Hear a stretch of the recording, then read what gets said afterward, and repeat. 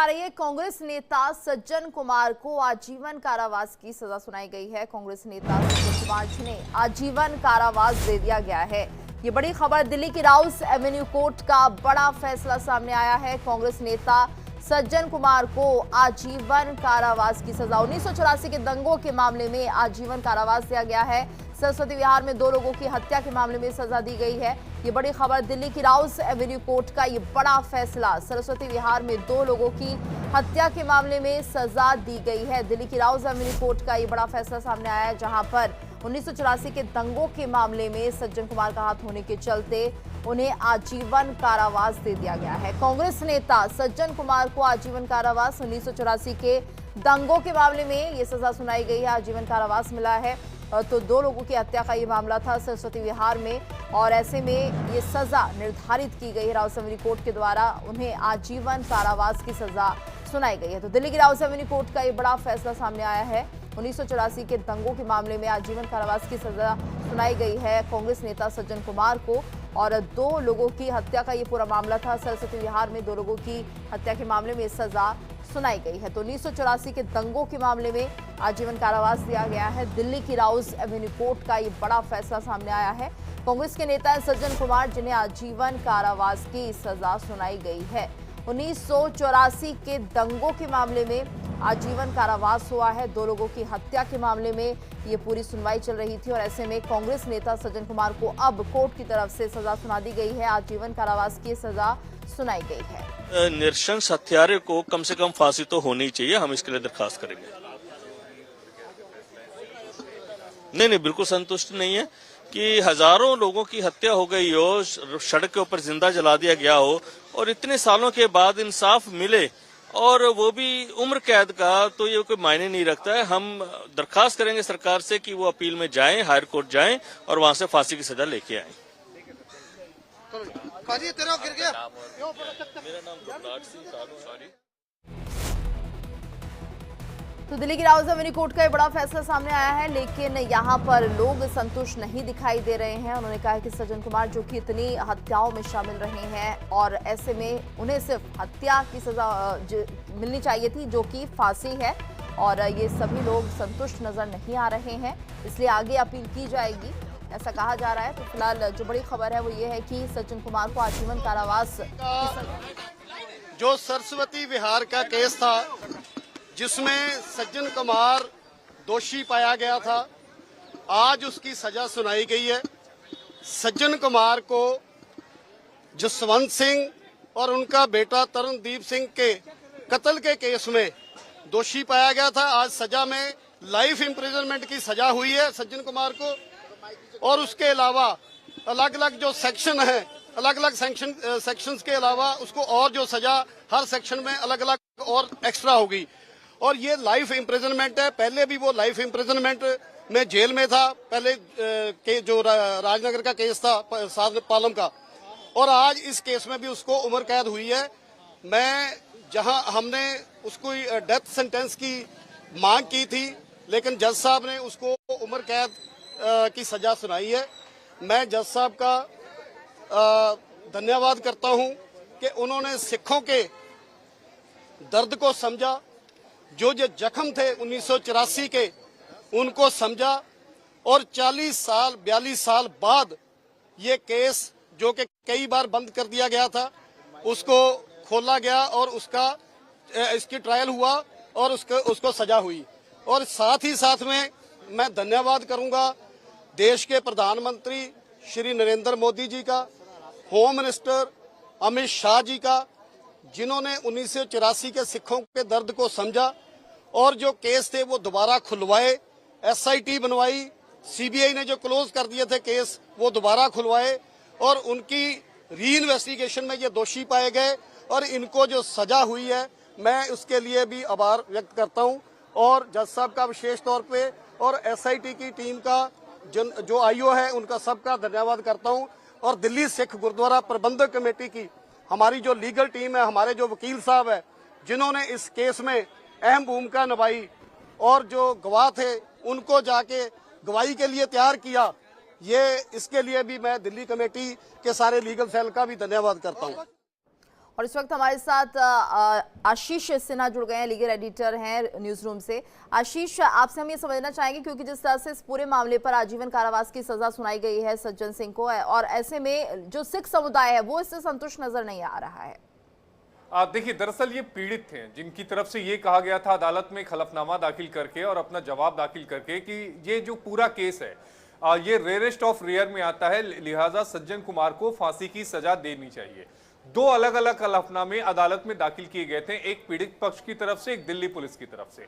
पीड़ित पक्ष ने साफ कहा कि फांसी की सजा दी जानी चाहिए, दिल्ली पुलिस ने भी पीड़ित पक्ष का साथ दिया और ये कहा कि ये पूरा जो मामला है वो रेयरेस्ट ऑफ द रेयर में कवर होता है। दिल्ली पुलिस ने क्या कुछ कहा और पीड़ित पक्ष ने क्या कुछ कहा वो अपने दर्शकों को सबसे पहले बता देते हैं।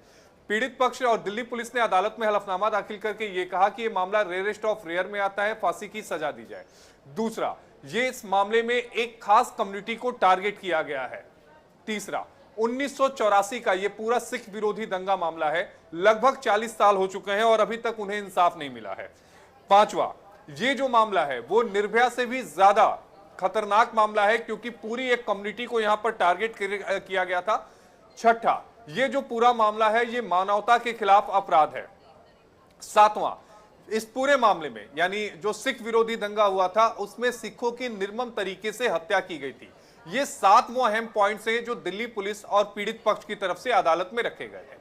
अदालत ने जब अपना फैसला सुनाया तो इसे रेयरेस्ट ऑफ द रेयर नहीं माना, लेकिन सज्जन कुमार को उम्र कैद की सजा सुनाई। दरअसल अदालत ने सज्जन कुमार को 302 में कन्विक्ट किया गया था। 302 का मतलब ही यही है, या तो उम्र कैद या तो फांसी। चूंकि मामला इतना लंबा पुराना था इसलिए इस मामले में, ऐसे मामलों में अमूनन फांसी नहीं होती है। शायद ये एक बड़ी वजह होगी, लेकिन अदालत का डिटेल ऑर्डर एक बार देखना पड़ेगा।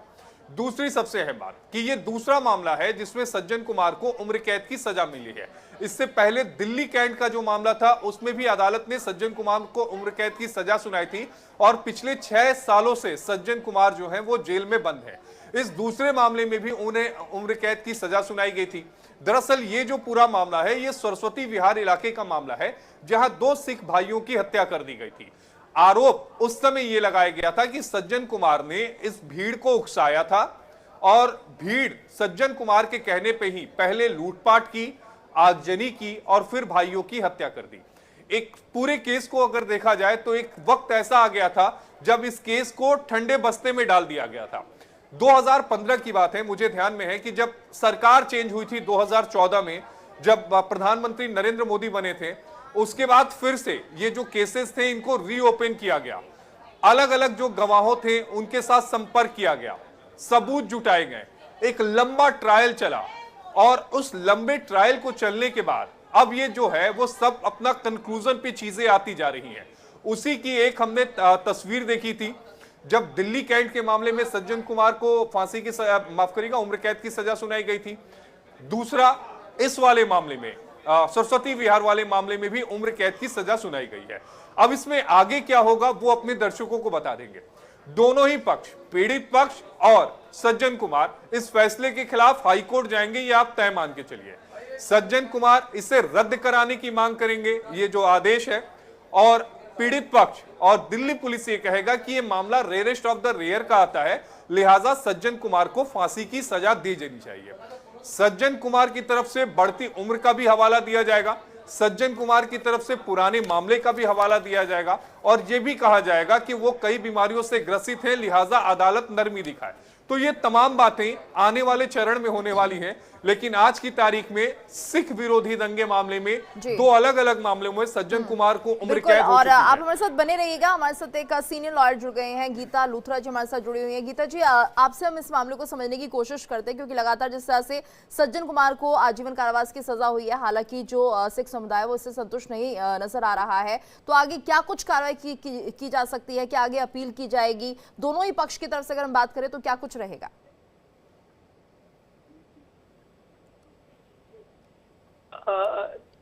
देखिए, इसमें ऑब्वियसली वो तो अपील करेंगे और इसमें इतना वक्त हो गया है कि मुझे लगता है कि ये रेयरेस्ट ऑफ रेयर में नहीं आना चाहिए। जब इतनी देर तुम्हारे ऊपर तलवार लटकी होती है तो ये एक फैक्ट है जो कोर्ट कंसिडर करती है। बाकी ऑब्वियसली वो अपील करेंगे। उस टाइम माहौल ऐसा था कि लोगों में अपने इस दहशत में आके उन्होंने जरूर लोगों को उकसाया होगा, पर बहुत से लोगों ने ये किया था। कुछ थोड़े से लोग अक्यूज बने और उनके अगेंस्ट ये कार्रवाई पिछले मेरे को लग रहा है 40 साल से चल रही है। तो मुझे लगता है ये शायद रेयरेस्ट ऑफ रेयर नहीं है। ऑब्वियसली वो भी अपील करेंगे और जो स्टेट है वो कहेगी कि उकसाना एक बहुत हेट्रेड को आगे करना बहुत बुरी बात है और इसलिए रेयरेस्ट ऑफ रेयरेस्ट लागू होना चाहिए।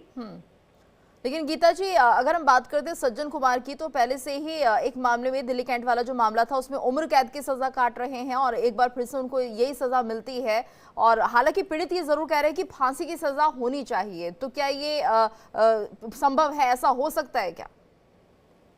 देखिए, मैं तो उसमें सहमत नहीं हूँ, क्योंकि मैं वैसे ही फांसी की सजा को बिलीव नहीं करती, तो मैं तो बिल्कुल सहमत नहीं हूँ।